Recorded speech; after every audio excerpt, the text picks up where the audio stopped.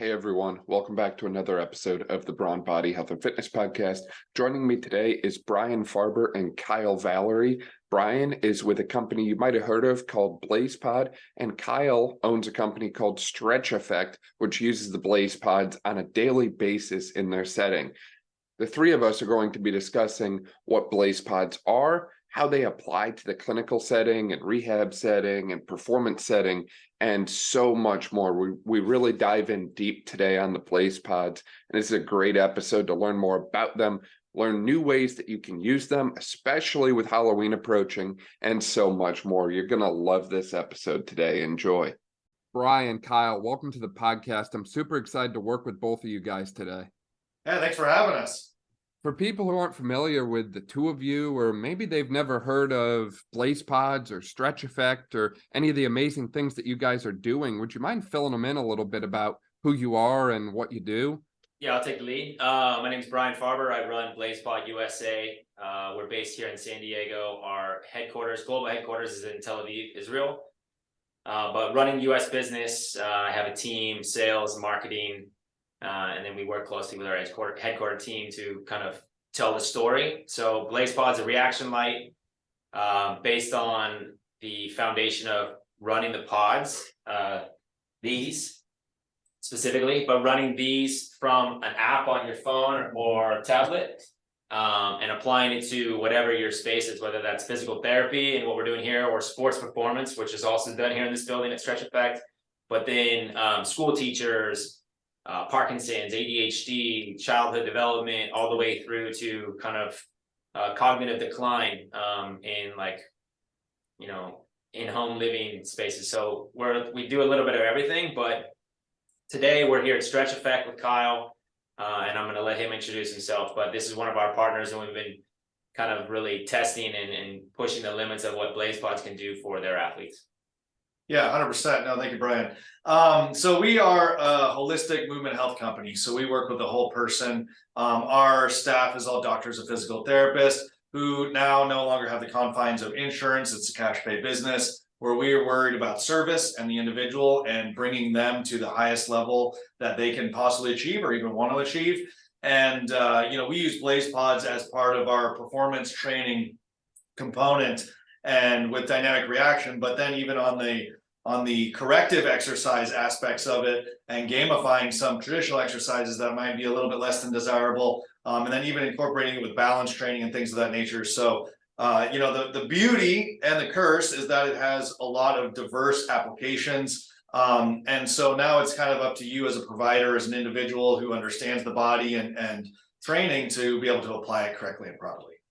Yeah, I love that. I mean, from what you guys have shared so far, it sounds like they're a very unique light reactive tool. There's not really anything else like it out there. And it kind of gives you the freedom to hit so many different things, so many different populations, and ultimately find a way to make your interventions or sessions or testing more interactive, more fun, and more enjoyable.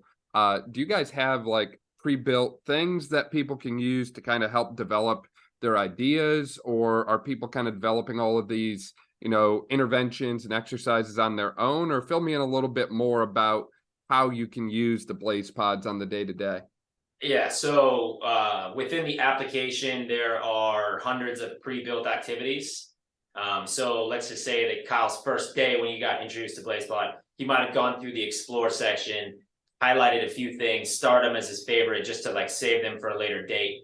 As he gets a little bit more aware of the way to create activities within the app using our different light logics, random would be an example of one pod would be your color and the rest are just off for a reaction time.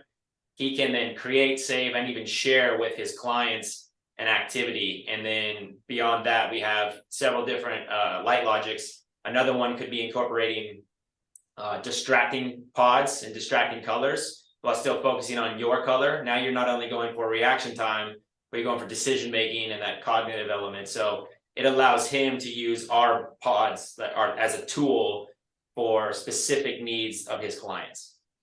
Yeah, I mean, you've seen this all the way up from, what they would have is like traditional drills. You can do a Y test, you can do some T testing and things of that nature on there, which are like standardized testing stuff. But then you can take it and I can have my, kids who are, 5 years old, their T-ball team and doing reaction drills that are relative to the sport, getting down and coming back up, looking for which one they need to like run to or throw to next, or timing their home base to first base time, using it as just like a start stop.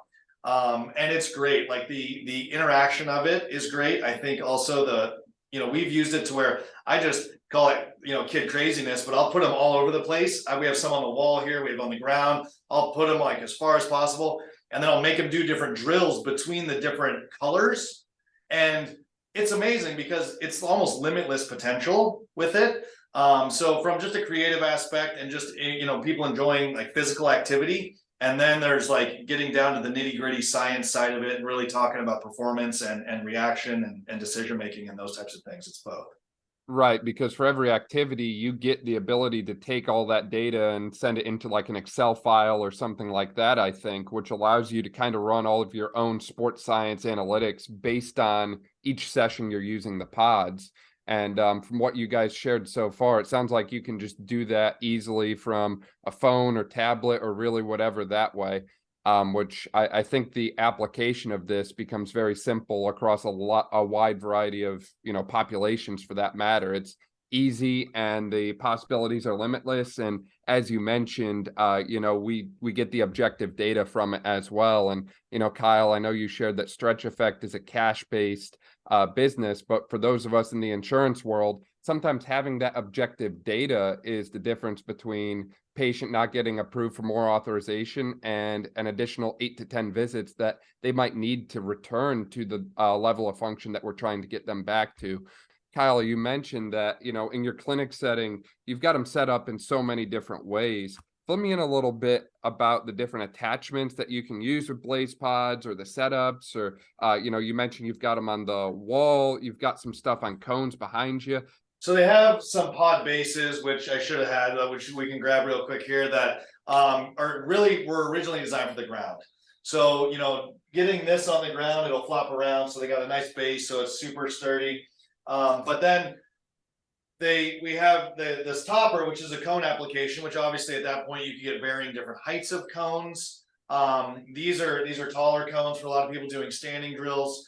And then they have what is newer now, which is the reactive intelligence wall. And I believe we were one of the first places to actually showcase it. We're being able to work with BlazePod, but essentially it's now an upright standing version of this. And when you talk about transfer over to sport, being able to be upright in this position and having to dynamically react is literally almost every single sport. So, some of it's like footworking drills on the ground, that's great, but then your eyes are also down. So getting the eyes up and getting in this kind of a modified athletic position is really a beautiful application. And then, from that point, they have attachments that can go on the rig. And then they also have like suction cups that'll go on like a window or a glass or something like that.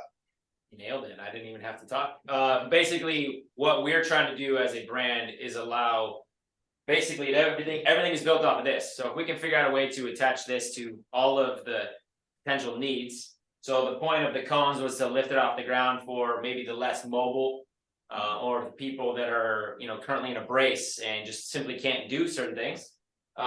We wanted to remove that limitation.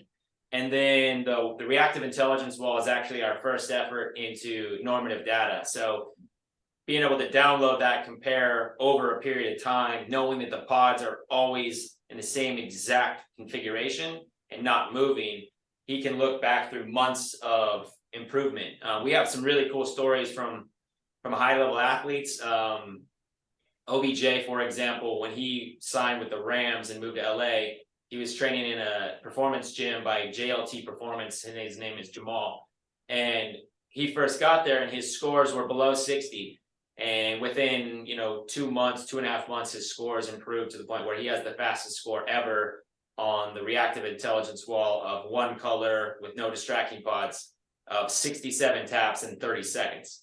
So a week after he set that score, he was in Tampa Bay. I think he had 13 catches for like 150 plus yards, and he knocked the defending Super Bowl champs out and went to the Super Bowl himself. So I would say that's a perfect example of the highest level making an impact. That small separation between the very elite is that, you know, OBJ was feeling very dangerous after using BlazePods on a regular basis. Well, that's just it. I think you hit the nail on the head with that there, Farber, is, you know, having the ability to see something and react to it as quickly as possible, even if it's just a tenth of a second, can really make the difference on the realm of elite human performance. And in the case of, you know, an NFL player, having the ability to react a tenth of a second faster means the difference between catching a ball and dropping a ball. And I'd imagine, at least from your standpoint there, Kyle, on the human performance realm, you probably see similar improvements in a lot of your athletes, and you probably see similar carryover to other sports as well, I would imagine, correct? Well, I think one of the biggest things, especially now, is the leaderboard. Yeah. And the leaderboard coming out has been one of the things that, you know, people they don't even want to go home. Right. And they are like, and we have like this one family where there's like 6 of them that come here, and they're literally like, I don't care who else is on the leaderboard. Where's my family? And they will stay until they beat their family. Right. And when you talk about a tenth of a second, like it's measuring you down to 100th of a second. So it is hyper differentiating speed differences, which is the difference between, like you said, catching it and not catching it. And when you talk about taking people in our normal daily existence who aren't truly, I get paid to be an athlete, right, which is a majority of us, we lose this percentage of training. This is not a realm that most people are going to engage in, right? I mean, there's no need for it in a direct sense. It's all indirect. But if there's an environment that's engaging and it's part of a program and they're allowed to actually compete against their friends, their family, enjoy the fact that they're challenging themselves and pushing themselves, and it's all a medium that is something that is, we understand, is science-based and allows us to get data that we need to give them better therapy and service.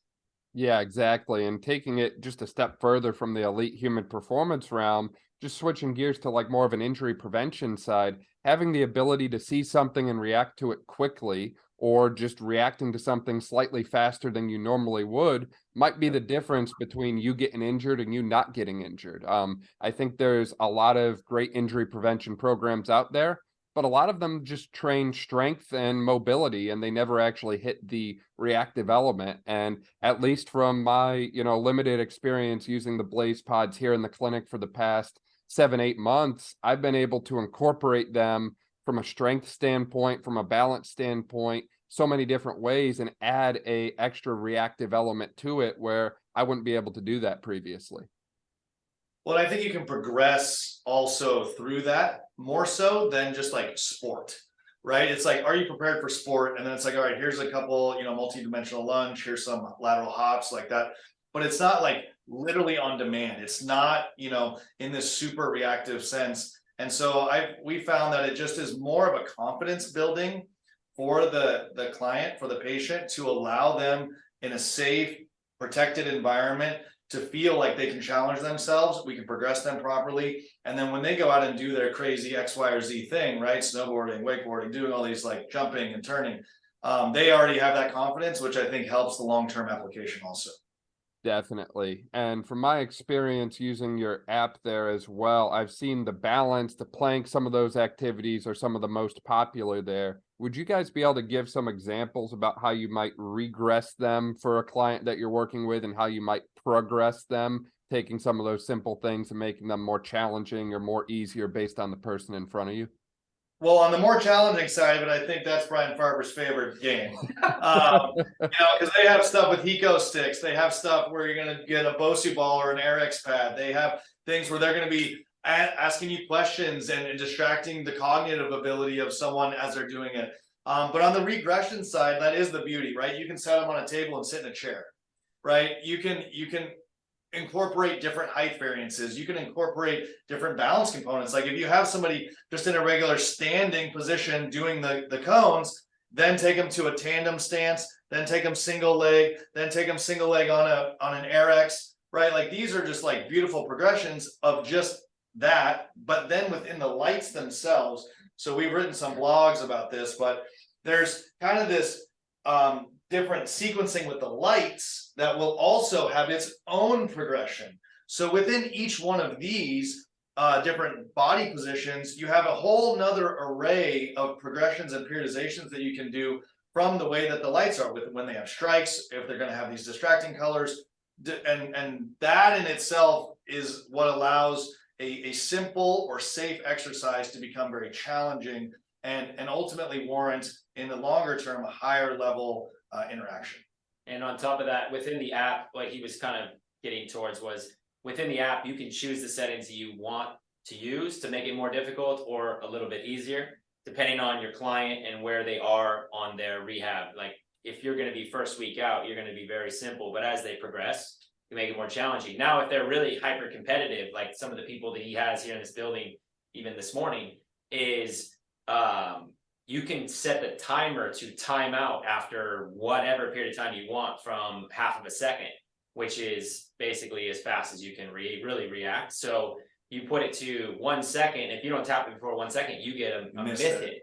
Yeah. So you've not kept up with the pace of the activity, and you may find that you got 15 hits and 22 miss hits. So now you take the time up to 1.25 seconds for a little bit more success. And you might find that that fluctuates the other way. You have 22 hits and maybe 8, 9, 10 misses, but that's week 1. And then in week 2, 3, and 4, how are you progressing to the point where maybe you only have 1 or 2 miss hits, meaning it timed out before you could react to it, but you're seeing those results and you're gaining confidence every time you walk in a building and do those activities.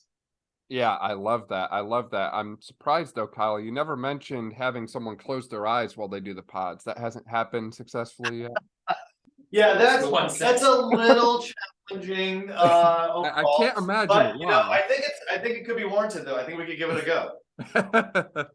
go. You mentioned about the Hiko sticks there. Would you guys mind filling me in a little bit about how you incorporate the Hiko sticks, which are, I believe, a multicolored like tool to throw basically with the BlazePods? Yeah, so we're partnering up with Hiko Sticks because their product complements BlazePods so well. And BlazePods works with their products in the alternative way. But we have a specific color that we request from them.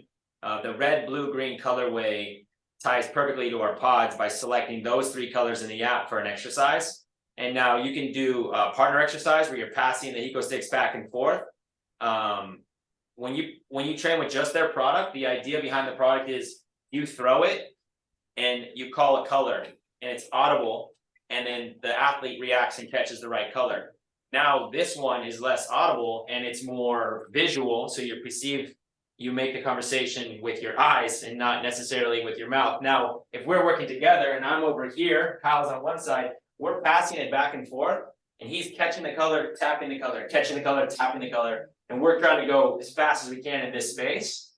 Now we can spread it out for lateral movement. Now you want to incorporate maybe specific to my sport. If I'm football, a soccer player, I really want to be shuffling like 5 yards as fast as I can, and I really want to be connected to my teammate.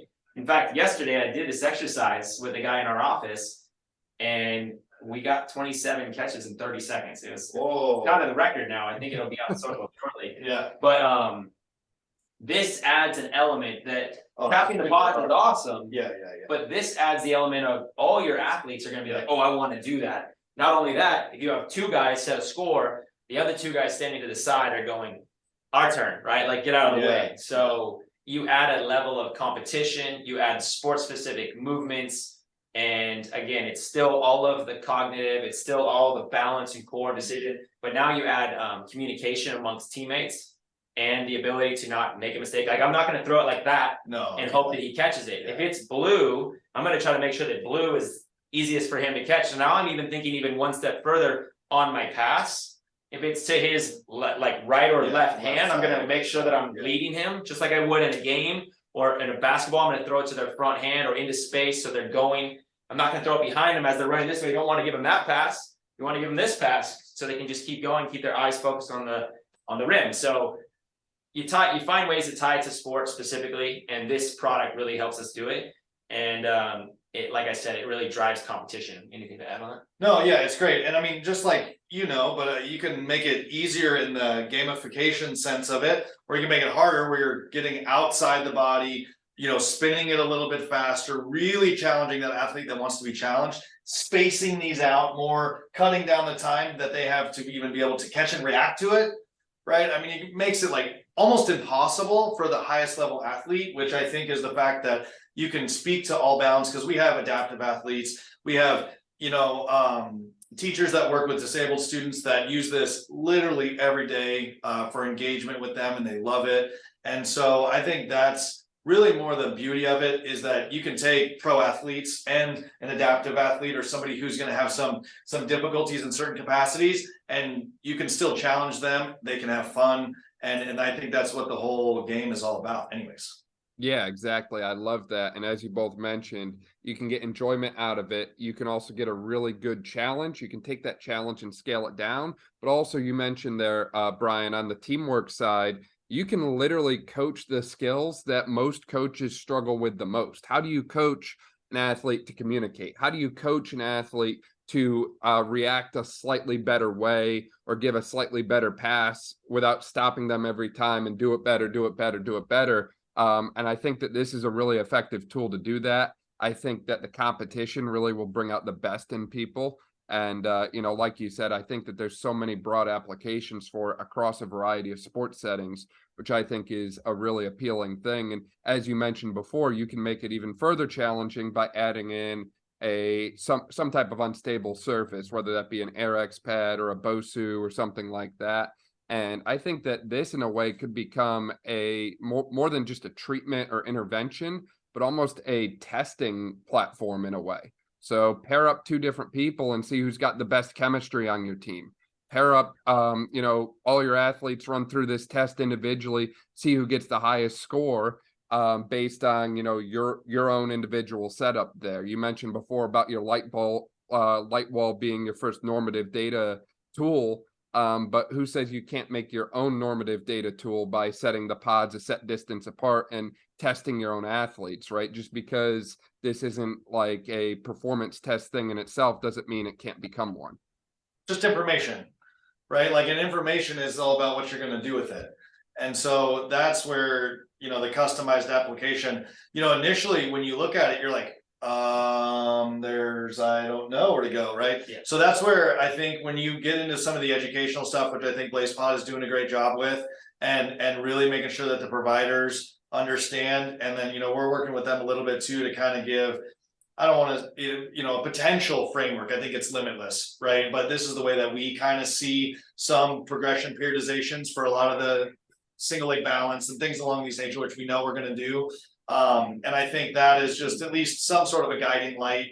That may not be the answer, but it's part of the answer. And I think that helps all of us just have a little bit more of a focused way, because, it's like, this is one of the many things that we do all day, every day. So we don't want to spend all of our time sitting there thinking about it.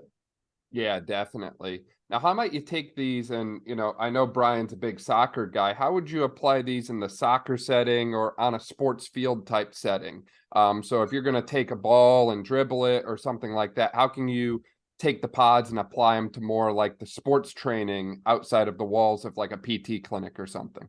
Yeah, that's a great question. So this is the pod base that Kyle was talking about earlier, the blue ring. Snap your pod right into it, makes it easy. Now these can go on the ground. This makes it easier for you to step on them, or if you're in flanking position in here and hitting them, you can dribble around them by setting them on a timer and putting maybe a home base pod in a certain area and come back and around that. So you really have to kind of understand like your skill and your spacing, but as you get good at it, it makes it really easy to create the same activity and set it up and then try to improve your time. What are those boards? Yeah, but that's what I was going to get to. Is the cool thing is recently we have partnered with a company called Quick Play out of the UK. It's a well-known European soccer brand, less well-known in the United States today, but growing pretty quickly. Is they have made an adapter where we take this off of the pod base, and there's an adapter that holds this onto the front of one of the rebound boards. And so now I can actually use 4 rebound boards, whether that's all in front of me and I'm kind of playing the way I face, or I have pods on all directions. I can now trigger the pod with a ball by hitting the rebounder, receiving, scanning. You really want to teach your player. The best example I can show you is like, if I have 1 rebounder in front of me and I have 3 back behind me at different angles, like 45 degree on straight behind me. If I'm playing this rebound board and the ball is coming back to me, just like my teammate played me the ball, I want to be able to scan over my shoulder and see what's happening behind me. Is the defender stepping? Is the defender giving me space? Am I open enough to turn? Or should I lay it back off, right? Without any communication from somebody, I need to recognize it with my eyes. So if I can turn and see two of my three targets, two of my three options, I know that if this space is open, I can take my touch and turn. I can take it with my front foot, my back foot, and take that direction. But I need to look as the ball is traveling. What you find players do in practice is they cheat it a little bit as they're working with their coaches saying, scan, scan, scan. Well, I play the ball and I scan, but by the time the ball is coming back to me, I haven't recently looked. I haven't scanned fast enough or enough. In general, the best players scan constantly. So that defender may have been 10 yards back when I played it, but by the time the ball comes back to me, that defender is tight and I'm unaware and I just lose it. I take the wrong touch and they steal it. So now I can set the timer on the pod to 3 seconds and I can take it down to 2 seconds or 1.5 seconds or 1 second or less than a second, forcing this player as they pass the ball. As soon as it hits the rebounder, it's on its way back. That's when they're scanning as the ball is arriving. And if you can get them to do 100 reps like that in the game becomes much easier because they're scanning as the ball is traveling, then they're back on it, taking a good, clean, controlled touch, and they know if they can turn or not turn. And those are the examples of how you apply it to soccer. That's the rebound board. We also have a shooting target where we have pods you can mount to different zones, and I can trigger the goal. Maybe the goal is behind me this time. Instead of passing, I'm triggering, scanning, touching, and finishing, but my target changes every single time that I play the rebound board. So I might be able to look now, it might be in the top left corner, but as soon as I receive the ball, it may have moved. It's just trying to teach composure, a little bit more of awareness. Yeah, awareness and being comfortable in front of goal and picking out your target. So it's been great to work with them. And, we've seen a lot of growth in the soccer space because of those adapters and pieces they're making. It's basically it takes BlazePod and makes us a soccer brand. And not only that, it makes us the most affordable, smart soccer training brand on the planet because their products are affordable and combined with our consumer prices, it's untouchable. Their competition for similar things are $30,000, $40,000. And like no dad is going to buy that for their son or daughter at the age of 12. But when it costs $800 for a couple rebounders and 4 pods, and you can do almost the same exact thing, kind of a no-brainer. Definitely. And if my memory serves me correctly, Brian, you played professional soccer as a midfielder. And if I remember correctly, you've got a pretty good shot. So if you've got a pretty good shot, are you concerned about destroying one of these pods with a soccer shot or something like that? Are these indestructible or? Quasi.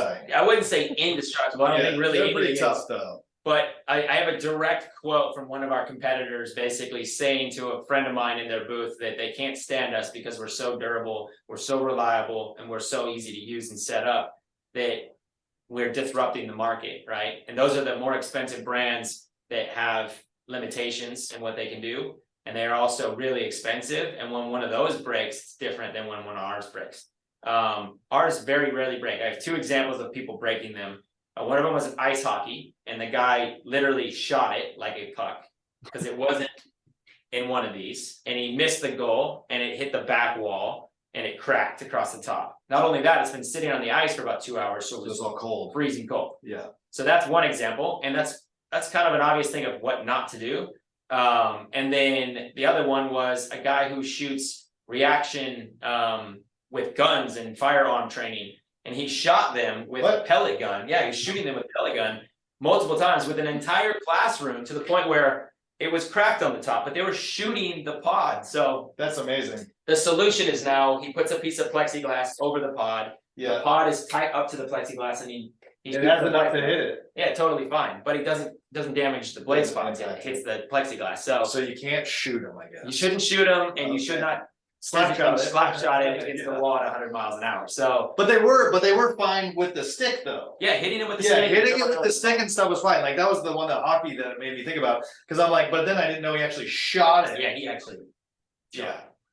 So that's a little silly. That's a little silly. That's trying to break it almost. It was. I would say the only time that we've ever had anything is when people get squirrely and they start getting real slammy with it. Yeah. Sometimes if you get this at a weird angle. Yeah, you can break a clip. The clip. The pod itself.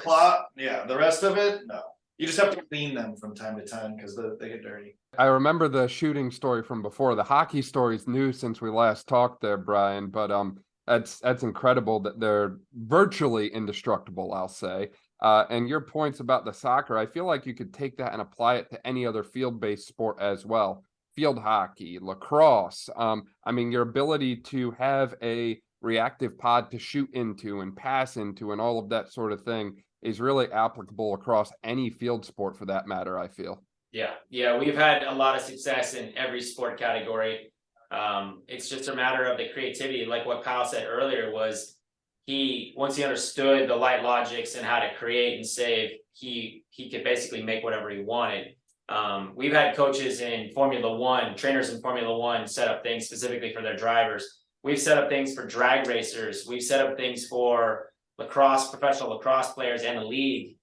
We've set up stuff for bobsled. Yeah, bobsled reaction to off the start, to get out and then to get going as fast as you possibly can, because every millisecond counts. Not only that, it's the greatest of all time and gold medalist. So, those are the stories we're having. We had a video. Steph Curry just went the video just on Apple TV that just launched like 2 days ago, and it's all about Steph and his journey. And in the first 5 minutes of the episode, he's training with his personal trainer using BlazePods. It's like, thank you. We did not force that to happen. It's amazing. So we get a lot of those organic opportunities that kind of land in our lap, and then it just helps us tell our story better. So any basketball trainer in the country who's watched that video is now going, what is that? I need to know a little bit more about it. And we're here to educate and explain to them how he's using it and how simple it is for them to repeat the same activity. He was working on court awareness and reaction time with a basketball at hand. So working on handles and working on keeping his eyes up and making decisions, just like he would in a game, but it was just him and his coach. I love that. And you mentioned a variety of different applications there. I never would have thought about BlazePods for bobsledders, but I feel like the possibilities are endless. Has there been any sort of unique application that you two have either used yourselves or seen on social media that's really surprised you or caught you off guard, or kind of thought, hey, I never thought about using the pods for that before? Well, we have a little joke in our office about like the 9 million ways to use BlazePods. Mm-hmm. So this is not on topic for this podcast whatsoever, but on Halloween, I strapped on pods all over my golf cart and I turned them orange for Halloween colors. And I drove all over the neighborhood, and my kids knew exactly where I was at all times when they were running to houses, because my golf cart was lit up with orange hubs in the golf cart wheels and orange front and rear lights. So I didn't have to turn my super bright golf cart lights on. Totally not really what you were thinking, but I do that. And I also do in Christmas time, I'll lay pods around the outside of the wall in my living room, and I'll go red, green, red, green, red, green, red, green, just to light up the atmosphere. And then I'll turn them on to an all on setting. I'll run them for 55 minutes and 55 seconds. And then they'll restart for 30 seconons, and I'll do 10 cycles. So it'll last all night. So that's amazing. Yeah, fun ways to incorporate using them as actually lights. Yeah, we thought. Definitely not using it for training in that sense. That's awesome. Kyle, how about you guys at Stretch Effect? Oh man, I would say, we're not that creative. But I would say some of the crazy ones are more on social media. Like, we're probably a little bit more between the lines. I try not to get too spastic with a lot of our applications. With my kids, maybe more so, right? Like the kids craziness one that I have on there. Try this crazy picture. It's like all over the place. I know Nick uses them as hide and seek with his boys. So they'll like hide them under stuff and they have to go find them. And it's like, oh, there's the light. And it just, with that level of engagement, you can literally do nothing, which is just use it as a light, right? Use it to train a high level professional athlete, gold medalist, whatever, everything in between. And that's one of the most unique applications of all. I mean, we have a lot of different stuff that we use with our clients and stuff. But I think it's that aspect of it to where you can do a glute med. We have a glute med burnout that we do for a CKC, and it is crazy hard. Everybody knows CKCs, everyone does them. They're like blah, blah, blah, blah, blah, vanilla. And then you start to add that in, all of a sudden you got engagement, all of a sudden you got a leaderboard, all of a sudden you got people trying to do more of the exercise. You were already trying to get them to do more anyways, but you were trying through behavior modification, which all you have to do is introduce the lights. Now all of a sudden you have somebody who cares, and they don't even care about the thing that you care about. They care about their score, but then that's what gets them to where they need to go. So it's a beautiful intermediary. Yeah, I love that. The other elements are like in terms of fun and creative, we've seen from every field that you wouldn't think of. Rock climbing gyms have every one of their handles can be bolted in and bolted out. And our functional adapter actually is perfect, that it's the right size, it can be bolted in. And I've seen rock climbing gyms create a path to the top, specifically laying out grip spots and like placements, and a route to the top, right? That's considered challenging. And then they can track it now for timing and skill, and then also find out who got to which pod the fastest, and then who completed the whole route the fastest. So maybe somebody's faster in one section, somebody else is stronger in another section, and how do they improve their time here? Because they now have the data. It's never something we thought was going to happen. It's not why we created the product, but somebody with a creative mind in that space applied it, and they've done it. We've seen the same thing with American Ninja Warriors for all age groups to track stages and timing to get through a run. We've seen it on those tag games. Like it's honestly like limitless. And the original reason that BlazePod was created was really to help Playground. Yeah, it was to help kids get off screens, get out into the playgrounds, interact with each other, team up together, capture the flag in the park, stuff like that, where essentially it turned the playground into an interactive playground for everybody. And they would work together, but it was keeping them running and moving and jumping. And, that was the original reason. What it's just turned into is sports performance, physical therapy, and, military. We have Air Force, Department of Defense, FBI, like they're all training using BlazePod. So it's just a matter of understanding the application for your needs and then applying it. Yeah, I love that. It's ultimately become like open source analytics for physical movement. Yep. Because you can use them in every facet, but never have you tried to actually measure speed reaction time with most of those things. And I think that is where you're bringing that like sports science into everyday clinics and general population and those types of things. I love that. And, I won't ask any specifics in relation to the Department of Defense there. I don't know anyway. But you've mentioned the leaderboard and the competitiveness and that sort of thing different times. How do I set one of these up? Is this a virtual leaderboard, or are you just kind of whiteboard marker in kind of scores or that sort of thing? Or tell me a little bit more about that. Well, we can do whiteboard. Normally you just do that on your own, but now we have this back-end program where we can set up an activity specific with you. We have to work with the brand. Essentially, we work with a lot of Division I colleges and some pro teams, and then special partnerships that we have, like Kyle and here at Stretch Effect, is we build one specific activity that they really want to track and understand, and then we build it into this back-end system. So now every time that they go use that activity, that person's name is entered into leaderboard and their score, their number of tries, and who has the fastest time. It's still evolving into what it can be. There's maybe more things we want to pull from it, but at this point in time, it's really to show the end user and where they rank, which is what mostly, what matters most to the athletes. So I look back at like my time in high school, we had leaderboards across the entire gym, and it was like strongest bench, fastest 40, right? Like all these leaderboards, and they were wooden pegs where you could remove a name and somebody surpassed somebody, and now you really want to get that spot back. And who was the number 1, 2, and 3 of every category? I wanted my name on all of them. And so now we've recreated that in a digital form for the global audience and community that BlazePod has.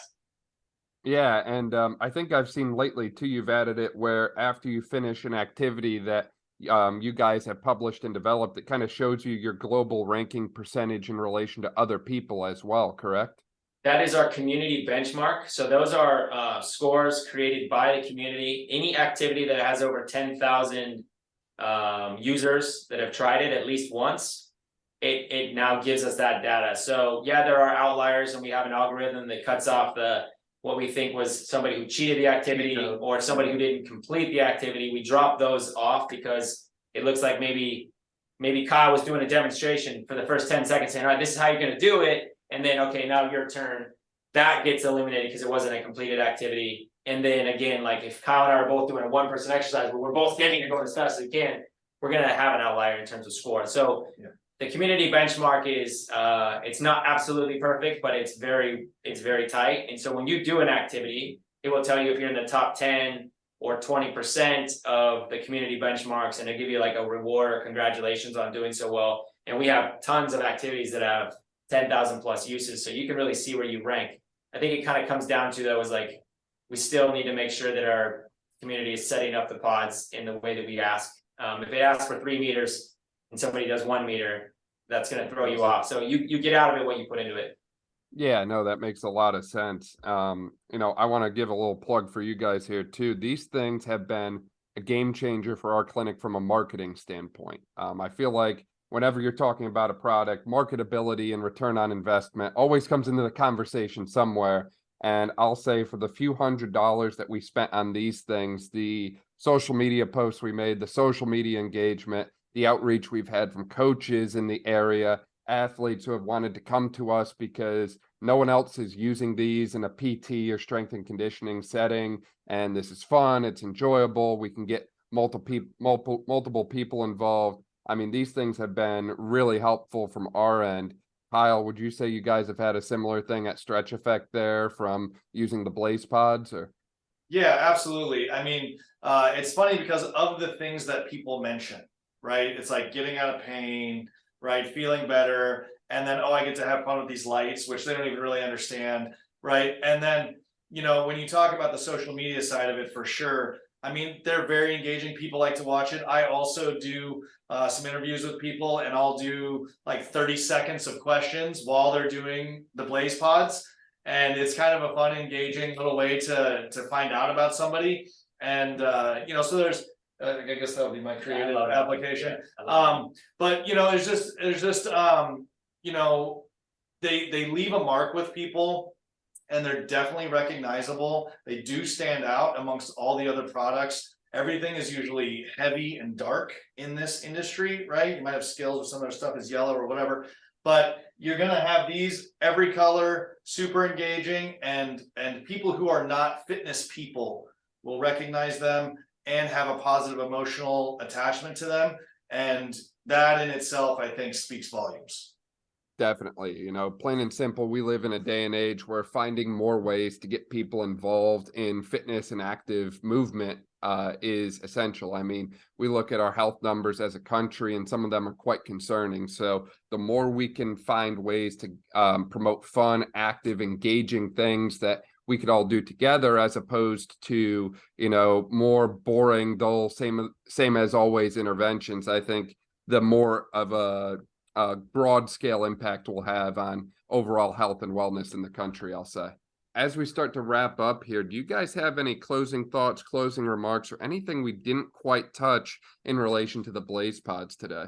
No, I think we kind of covered a little bit of everything and then some. So if you have any follow-up questions from your viewers, like shoot them over to us in an email. Happy to address specifics. If anybody has questions about the product itself or the education that we offer, we're happy to address it all. Yeah, where can people find you guys at, whether it's BlazePod or Stretch Effect, or I don't know if you guys have personal social medias. I know Brian is still in the MySpace era. Where can they find you guys at online? Yeah, my handle is Farber_7, or follow BlazePods on IG. Those are probably the most important. I post enough that I give some tips and tricks. People DM me and ask soccer specific questions all the time, and I'm happy to help. And go ahead. Yeah, we're stretch_effect AFFECT, and then my specific one is SA_Kyle V. You get to our page, you can kind of find us all on there. But yeah, if you Google Stretch Effect, you will find us and all of our appropriate information to get a hold of us. We are in San Diego, so anybody out here, and we do have some online offerings as well. That's awesome. We'll be sure to link to all of that in the description below too. So if you want to check out Kyle or Brian or Stretch Effect, BlazePod online, you can just click below. Really appreciate your time today, guys. Thanks for coming on. Thanks so much. Hey everyone, I want to take a second and tell you all about AlleyRx. AlleyRx is a at-home food sensitivity and gut health testing panel. You order online and then receive and complete your test at home for food sensitivities. You then receive a custom report online through your member portal and then receive personalized recipes and supplements that are catered to you based on your food sensitivities.